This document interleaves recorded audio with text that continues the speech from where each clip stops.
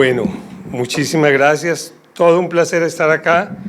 Agradecerle la invitación al doctor Escamilla y bueno, también decirles que es un escenario desafiante para nosotros los infectólogos, llenos de neumólogos, alergólogos, pero también son los colegas con los que trabajo más cerradamente y puedo ver algunos de ellos acá con los que más trabajo. Podríamos ponerla… oyendo al doctor Chapman, yo decía, mira lo importante que es la clínica. Al comienzo de su charla habló mucho de la parte clínica y las infecciones respiratorias recurrentes son muy curiosas porque paradójicamente es el trabajo de todos los días de neumólogos, de infectólogos, de pediatra general, muchísimo, y sin embargo vaya busquen las publicaciones, y sin embargo vaya busquen la evidencia porque la mayoría de pacientes son sanos, pero el papá, la mamá y el niño están supremamente angustiados y por eso con frecuencia se termina pecando por exceso y obviamente cuando no se diagnostican bien las cosas por defecto.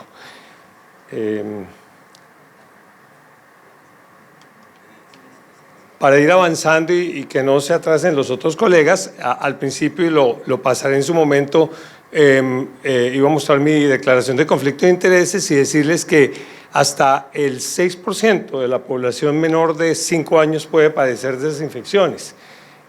Bueno, entonces, esta es mi declaración de conflicto de intereses. Realmente no tengo ninguna vinculación laboral con productores de medicamentos o vacunas o cosas que nombre acá, aunque recibo honorarios por esa conferencia, pero todo el material, toda la información está preparado por mí de manera independiente y personal y los requisitos que ven abajo son los que siempre uso en una conferencia. Hay autonomía, independencia de opinión y libertad de expresión. Y comienzo con un héroe de la medicina moderna, que es William Osler. Y para los más jóvenes acá recordar que a veces no nos enseñan la historia de la medicina y entender que Osler, siendo canadiense, inglés y americano al tiempo, cualquiera hubiera querido ser profesor de la Universidad de Toronto y luego estar en Princeton y luego terminar en Oxford. Y esa fue la vida de Osler. Y él mezclaba, decía que la medicina es una ciencia, que lo es, pero también un arte. Y entonces mezclaba la importancia de estar estudiando, pero también la importancia de estar practicando con el paciente. Y él también decía que el que estudia sin ver pacientes es como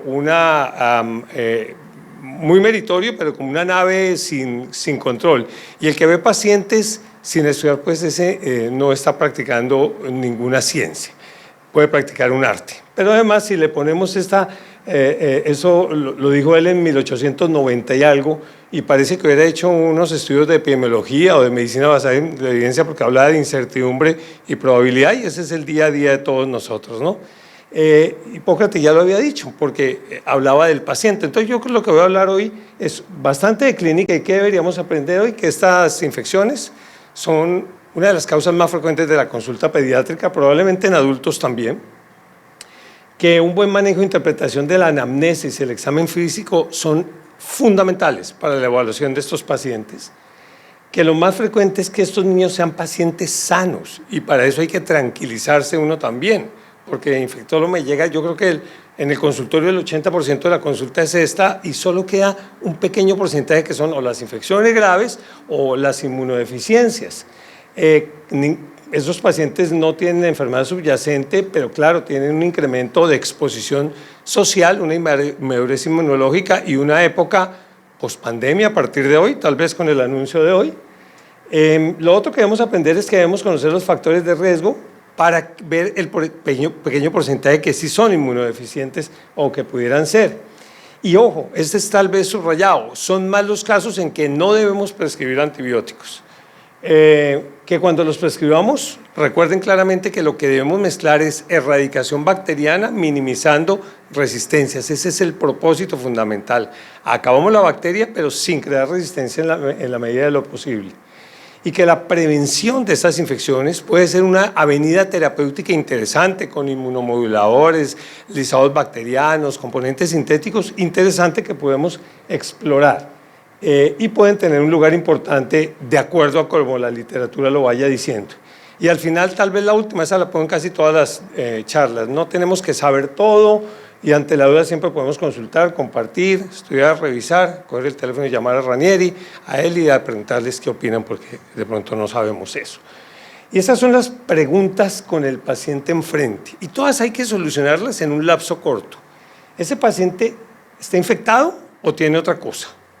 Ese paciente, si está infectado, ¿es viral o bacteriana? Si es bacteriana, ¿requerirá antibiótico? ¿Cuánto tiempo y por cuánto? ¿Tiene o no inmunodeficiencia o es sano? ¿Tengo que tomarle exámenes? Y finalmente, ¿se puede beneficiar de algún otro tratamiento? Entonces, 2 diapositivas de generalidades muy rápidas para que las vayan leyendo. Decía yo, 6% de los menores de 6 años hacen infecciones respiratorias recurrentes. Y si nos vamos menores de 2 años, puede ser hasta 1/4 parte de los pacientes haciendo eso. Ha cambiado con la pandemia, ahorita hablaremos un poco de eso, pero hay 2 picos fundamentales, de 6 a 12 meses y los niños que entran a preescolares, guarderías, jardines infantiles, cada vez a una edad más temprana, evidentemente. Y usualmente son infecciones respiratorias altas, eso es una perla importante. Un porcentaje menor del 20% son bajas. Pueden tenerlas y aún seguir siendo sanos, pero es un signo de alerta. Su recurrencia es un desafío mayor para todo el mundo, pero para padres, para colegios, para instituciones, para los doctores, por supuesto, para el mismo niño. Y plantea dificultades diagnósticas muy particulares. Hay un impacto de la reapertura también indudable. Usualmente son la consecuencia de exposición incrementada. Esa es la consecuencia número 1, con factores ambientales, y las infecciones respiratorias recurrentes casi siempre son virales. O son bacterianas como consecuencia de algo viral. Le dio una otitis como consecuencia de un cuadro viral, alérgico, de reflujo, lo que fuera, pero lo inicial no fue la infección bacteriana. La infección respiratoria alta viral recurrente, alta viral recurrente infrecuentemente, y lo subrayo, se asocia a patología subyacente. De nuevo, alta, viral, recurrente. Muy raro que el paciente tenga un problema de inmunodeficiencia. Un pequeño grupo lo puede tener, no solo inmunodeficiencia, sino otras alteraciones que dominan ustedes perfectamente. Y se habla mucho de ese término SPUR en inglés, cuando consideramos estudios cuando las infecciones tienen esa mnemotecnia, severa por la S, persistente por la P, inusual por unusual en inglés y recurrentes. Hay inmunodeficiencias transitorias que vemos todos los días, transitorias de IgA, de proteína ligadora de la manosa, pero que usualmente se superan. La definición es complicada y quiero que empiece a mirar referencias y tal vez si alguna referencia quiere alguien tomar para algo es ese consenso de las sociedades pediátricas italiano, que está publicado hace relativamente poco, que es el de Chiappini, y habla de ese número de infecciones. Pues me parece interesante desde el punto de vista de docencia, sin embargo debe ser flexible, pero miren el gran número de infecciones que son perfectamente tolerables, que son hasta cierto punto tranquilizables. Y adicioné por mi parte que más de 3 otitis medias agudas en 6 meses, más de 4 al año, más de 3 exacerbaciones de rinosinusitis aguda bacteriana, o más de 3 faringoamigdalitis agudas estreptocóxicas confirmadas, ¿no? ¿Qué me pareció? Entonces, el enfoque clínico ya, digamos, lo hemos esbozado. El cuadro clínico es similar a las infecciones agudas. O sea, el paciente con recurrentes tiene agudas frecuentes, pero el cuadro clínico es muy parecido, no tienen fiebres inusualmente altas, no les dura mucho más tiempo y el examen físico nos puede ayudar. No se debe sobreinvestigar niños normales, y esto es importante, niño eutrófico, niño con buen estado general, con buena respuesta al tratamiento, habrá la excepción de la regla, pero en general, tranquilos, no ponerse a buscarle tanta cosa. Hablamos de lo demás y hay que diferenciar recurrencia de persistencia. Inmunológicamente tienen toda serie de alteraciones encontradas, pero ¿son causa? ¿Son efecto? ¿Son asociación? En realidad, algunos tienen niveles bajos de algunos isotipos de inmunoglobulina, particularmente inmunoglobulina A, algunos tienen alteraciones leves de fagocitosis, pero el significado es cuestionable realmente. Algunas infecciones virales, además, dejan como consecuencia la disfunción inmune. Creo que el COVID nos ha enseñado o lo ha hecho evidente, ¿no? Porque nosotros lo veamos después de dengue, lo veamos después de sarampión, de pertusis, los pacientes con una alteración inmunológica muy importante. Y estos son los factores de riesgo normales para infección respiratoria recurrente. Este es el paciente que usualmente no tienen que hacerle mucho más que, como dijeron previamente, educar, hablar con los papás, conseguir una buena conexión con el pediatra o con su médico de atención primaria, o decirle al paciente que nos llame para o tranquilizarlo o darle instrucciones para que no haya, como voy a mostrar más adelante, los grandes impactos de dar mucho antibiótico.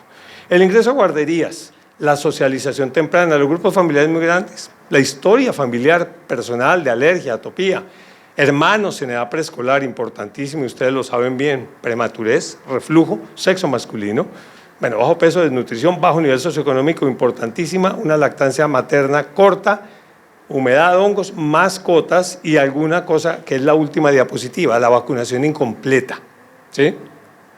Y eso es muy importante. Ranieri y Carlos en algún estudio de gravedad de bronquiolitis mostraban esto como un dato que quedó por ahí guardado y que ahora con el advenimiento de cosas para virus sincitial creo que hay que rescatarlo. La escolaridad, pero queremos que vayan al colegio, por supuesto. Hay un impacto, hay una experiencia del sistema inmune y más del 70% de los niños con infección respiratoria están en algún grado de escolaridad y la mayoría lo sufren en el primer año de escolaridad. Y usualmente, de nuevo, son virales, pero sobrediagnosticadas como bacterianas y sobretratadas con antibiótico. Estos sería lo contrario, la otra cara de la moneda, los factores de riesgo hacia inmunodeficiencia. Entonces, de pronto, si el paciente tiene más de 6 otitis medias, digamos 5, en menos de 2 meses, más de 3 rinosinusitis, más de 2 neumonías, más de 2 infecciones invasivas, por supuesto, ya eso es otra cosa. Falla de crecimiento, que no se nos olvide, las infecciones cutáneas o los abscesos recurrentes, las candidiasis superficiales persistentes, mayores de 1 año. Importantísimo, un dato clínico fundamental. El que requiere antibióticos prolongadamente, pero no porque el doctor se lo inventó, porque si vieran los pacientes que llegan, pacientes con 2 meses de antibióticos continuos uno tras otro, que al final el único que le mejoró la otitis es un cirujano. Uno dice, ¿pero para qué vino acá? Pues ahora, hagamos eso porque ya han estado con todo cuando no se debía. La necesidad de antibióticos intravenosos y la historia familiar, por supuesto. Y esta es la etiología en estudios grandes. Este es un estudio inglés. Algunas diferencias con estos niños, pero por lo menos para enfatizar que más del 50% son niños normales. Algunos son atópicos, por supuesto, muchos son atópicos, son normales también, y un pequeño porcentaje de inmunodeficiencia. Pero bueno, saliendo de eso, ¿qué consecuencias tiene? Primero, que se la pasan en el médico. Segundo, que se sobreutilizan antibióticos e hay incremento de resistencia. Tercero, decline de la función pulmonar si en verdad están haciendo estas infecciones continuamente.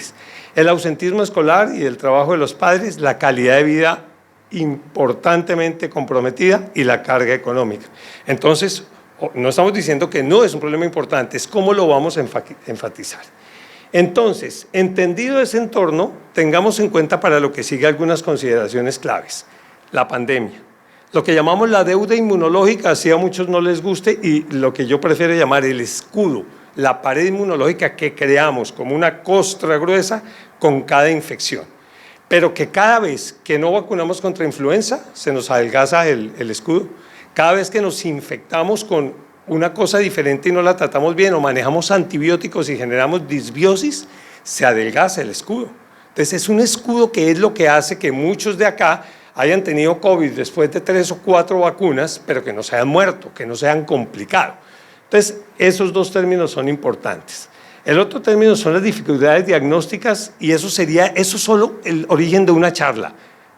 ¿Cómo no equivocarse en el diagnóstico? Los errores diagnósticos son muy importantes. Bueno, alergia y o infección, sé que han hablado mucho aquí de fenotipos y endotipos, no es mi tema y ojalá pudiera aprender mucho de ustedes de eso.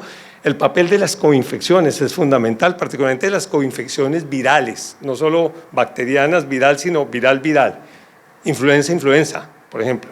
La sobreutilización de antibióticos y, ojo, la necesidad y sentido práctico de los estudios de inmunodeficiencia. Esto pasó con la pandemia, todos lo vimos, estoy solamente comparando el 19 en azul y en amarillo el 2020 en cuanto a las infecciones que nosotros vemos, se desaparecieron.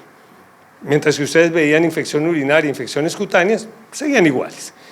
Y esto pasó también ya con infecciones más graves. Esto es enfermedad invasiva neumocóxica en un estudio en el que participó Brasil como único país por fuera de Europa, pero vieran cómo cayeron las infecciones. Y esta es la famosa deuda inmunológica, que el estudio fundamental, o digamos, ese término se acuñó por este estudio de Robert Cohen, el grupo francés, baja exposición en azul, la caída de coberturas vacunales y ahora el rebrote de enfermedades prevenibles por vacunas. Vengo del Perú, estaba ayer allá viendo los casos de difteria en Perú, han tenido polio en Perú. En Europa van más de 250 casos de difteria este año, de octubre a acá, en Europa, la mayoría cutánea, pero muchos respiratorios, como 10 muertos. La semana pasada murió un niño por difteria en Holanda, no moría hace mucho tiempo. En Latinoamérica hay toda serie de infecciones que están reemergiendo. Y vino la reapertura, y esto solamente para mostrarles virus incital respiratorio, está en rojo. No tengo aquí como para señalar, pero en rojo vean ustedes cómo empezó a aumentar y llegó ya en la segunda parte del 2021 a niveles más altos que prepandemia, eso lo vimos todos, y esta no salió completa, pero las diapositivas de allá eran casos de Estados Unidos y Alemania, con Suiza acá con incremento de casos de enfermedad invasiva, bueno, ya salió, por relajación de medidas en otros países. ¿Qué hacemos entonces con infección respiratoria recurrente? Lo más importante, la primera parte del algoritmo, examinen, examinen y examinen, y examinen bien, y examinen los oídos, y examinen bien, diagnostiquen bien una faringomigdalitis, unos senos paranasales, y luego sí, decidan si el paciente no necesita más investigaciones, si el diagnóstico está establecido, y quédense tranquilos con proveerle una forma de que el paciente pueda consultar y tranquilizar a sus médicos sobre no formularle inusitadamente antibióticos. No voy a meterme porque habrá alguna vez en que hay que formularlo. Y dejar en la parte de la izquierda los pacientes más complicados, en los cuales haríamos estos estudios. Pero en realidad no es el tema en que quiero profundizar. Yo quiero profundizar en lo que sigue. Si yo tengo un niño con una infección respiratoria y pienso si es viral o bacteriana, quiero profundizar en el último. ¿Cuáles son los criterios de descarte para decir que no es una infección? Y eso no existe en otitis media aguda. Y a todos se los digo. Y de pronto algunos me han visto en charlas solo de otitis y podemos durar 1 o 2 horas con otorrinos muy capacitados para decir que esto nunca es otitis. No veo el cono luminoso, la membrana está un poquito hiperémica, la cera no me deja ver, la membrana está muy retraída, o la campeona tiene rinofaringitis aguda. ¿Y esa vaina qué es? Pero además se va con antibiótico, ¿sí? Entonces no son para la otitis se diagnostica con estos criterios. No voy a entrar en eso porque no estoy hablando de otitis, pero así se diagnostican. Se diagnostican siempre con un examen de neumatoscopia, siempre. 20 años diciendo eso. ¿Y cuántos tienen neumatoscopia? Una cosita que vale 30.000 pesos ahí en el consultorio para que lo hagan. Si no, serán muy buenos para diagnosticar otitis, y una media aguda, pues que diagnostica el portero del edificio, no se les va a escapar, pero las otras se les va a escapar, porque lo que van a diagnosticar es no esto, sino esto. Pero, ¿será que usted me puede ayudar poniendo el video? Es que al no tener señalador ahí, esto es cortesía de Juan Camilo Espina, muchos de ustedes lo conocen, otorrino pediatra. Esto puede persistir hasta 3 meses después de un diagnóstico de otitis media. Si quieres, haz el otro también. Entonces, después de una otitis no se espera un oído bonito ni siquiera en 1 mes, ni en 2 meses. Siempre va a estar lleno de líquido. Eso es normal. Si el paciente no tiene síntomas, no le claven el otro antibiótico. No comiencen a hacer lo de siempre, amoxicilina, uno que estuvo en la conferencia dijo amoxicilina clavulanato y otro que no estuvo llegó y le puso cefalexina. O le clavó una claritromicina. Ahí ya echamos para atrás y nos complicamos. No necesitan antibiótico, ese paciente no trate. Y recuerden esto, la primera otitis casi siempre es neumococo, SP, en azul, grande. La otitis recurrente casi siempre es Haemophilus influenza o una mezcla de los dos, o es Lyme, biofilms. Y por eso algunos terminan en el proceso de timpanocentesis. Entonces, mucho cuidado saber eso para la elección de antibióticos. Eso no es amigdalitis aguda. Eso no, si tiene menos de 4 años, de 3 años, nunca es bacteriana. Usted dirá, bueno, yo vi una, bueno, pero le hizo el estreptotest al menos para que me lo demuestre, de pronto, una, pero en general nunca. Si tiene medio moquito atravesado, no es faringoamigdalitis bacteriana. Si tiene tos, no es faringoamigdalitis bacteriana. Y por favor, nunca le entre metroprinsulfa, sé que la mayoría no lo hacen, pero por favor, nunca lo den, es un error. Bueno, están los criterios, no voy a entrar en eso. Y ustedes son los neumólogos, pero recuerden, en neumonías menores de 2 años, bacteriana muy poquito. El estudio EPIC, que todos conocen, y si les gustan los estudios colombianos, muchos conocerán este estudio publicado en Medellín, muy bien hecho, 525 pacientes en todas las edades, y miren que en los menores de 2 años prácticamente siempre en un porcentaje importante es viral. Y ahí están los virus, no voy a entrar en detalle, pero esa publicación está para que la revisen. Y entonces damos los antibióticos erradicando y minimizando infección bacteriana porque entre más antibióticos se usen, más resistencia. Esto es un estudio europeo que fue actualizado recientemente, esta es la última versión. Abajo están los países en Europa que usan más antibiótico y allá en rojo los que tienen más resistencia.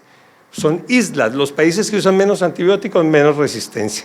Se me acabó el tiempo, me faltan unas 5 diapositivas. Resistencia en Colombia, miren la resistencia del neumococo no meningitis en Colombia, aumentando en los últimos años. Eso fue razón de un experimento que decidimos hacer en Colombia, muy exitoso porque hizo que los infectólogos fuéramos famosos a nivel mundial, hablando de 19A, por no haber cambiado una vacuna cuando se debió haber cambiado hace más de 5 años. Al cambiarla solamente después, vimos esto. Miren los multiresistencia de un 19A en la época de 2019-2021, 10% eran sensibles y todos los demás puedan ser resistentes a 3, 4, 5 familias de antibióticos. Tenemos que esperar unos 3 años a que la vacuna pueda solucionarnos este tema. Y esto es Haemophilus influenza. Parte final. Prevención. La prevención es educación, como hablaron en la charla anterior, inmunización activa y un poquito de inmunomodulación, hablemos de eso. Estos productos existen. Es difícil desde el punto de vista de evidencia encontrar toda la información. Lo que yo les traje es lo que hay publicado, lo que hay antiguo, algunas cosas y otras recientemente, para que lo tomen como medida para ver qué decisiones toman. Existen productos naturales, lisados bacterianos, inmunomoduladores, probióticos y prebióticos, y todos que se meten en un solo costal. En general los llamamos modificadores de la respuesta biológica y lo que hacen ellos es ser agonistas de los TLRs, de los Toll-like receptor, que ustedes saben muy bien, que posestimulación con PAMPs tienen una función muy importante en el desencadenamiento de la inmunidad innata. Y pueden actuar estos medicamentos como agonistas de TLR2, TLR4 fundamentalmente, produciendo al menos algunos de los efectos que se pueden producir ahí. ¿Por qué pongo ahí el pidotimod? Porque entre isoprinosina, levamisol y pidotimod, que son los que son sintéticos, es el único que tiene estudios clínicos. Esos son los TLR, para que tengan un recorderis de eso, y los PAMPs. Y estamos hablando del TLR2 y TLR4, que se ven estimulados tanto por lisados bacterianos como por pidotimod. Esta es la respuesta inmune que induciría esa supuesta acción. Hasta ahí suena teórico. Es fundamental prevenir, hay que interrumpir el círculo vicioso que dijimos, pero vamos a ver si esto funciona o no. Y les traigo nuevamente publicación que hay que leer, porque examinan cada uno de esos productos. Prevención de infecciones recurrentes respiratorias, y es reciente, no es de 1300 algo, sino es una publicación muy reciente. ¿Qué dice como resumen el consenso intersociedad? Miren arriba las moléculas sintésicas. La evidencia disponible no permite recomendación en todos los pacientes, pero aparece.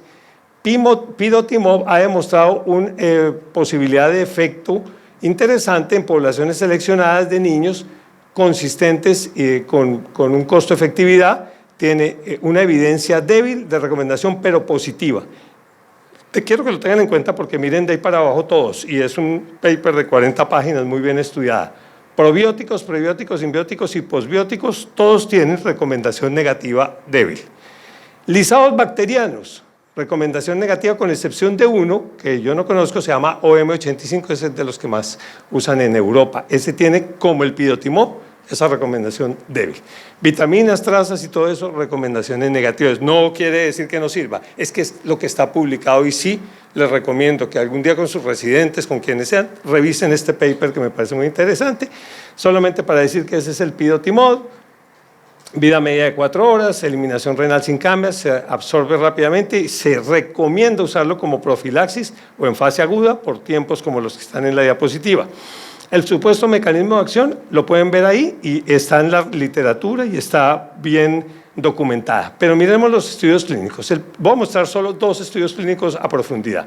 Este es un estudio hecho por el grupo de Susana Espósito, que la conocen ustedes bien, hospitalizados con neumonía adquirida en la comunidad, que comparó pirotimod más antibióticos, solamente antibióticos, y además de mirar la parte clínica, miró todos estos parámetros inmunológicos, y los pueden ver acá: mayor porcentaje de células dendríticas expresando activación y moléculas coestimulatorias, y lo más interesante allá al otro lado, incrementos significativos de TLR2, secreción de algunas interleuquinas.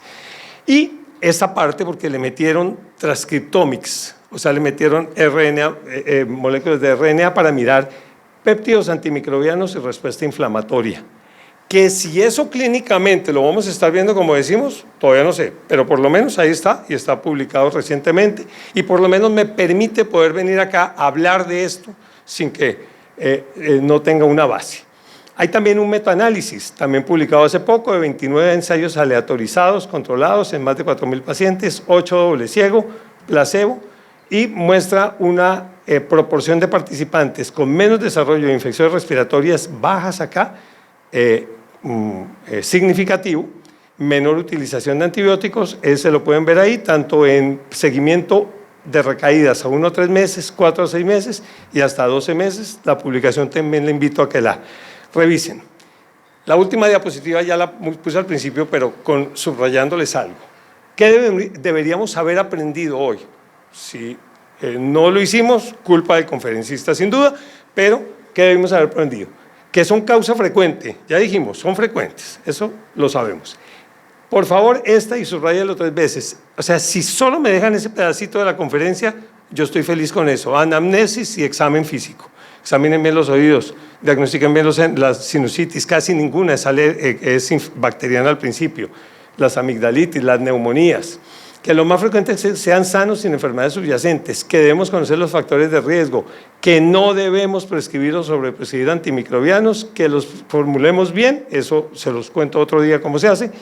La prevención, para mi gusto, es importante. Inmunomoduladores, tenemos que seguir viendo la literatura, tenemos un poco que ir revisando con mucho cuidado qué va apareciendo. Y la última que hice, en la que yo llamo a Ranieri y le pregunto qué tengo que hacer.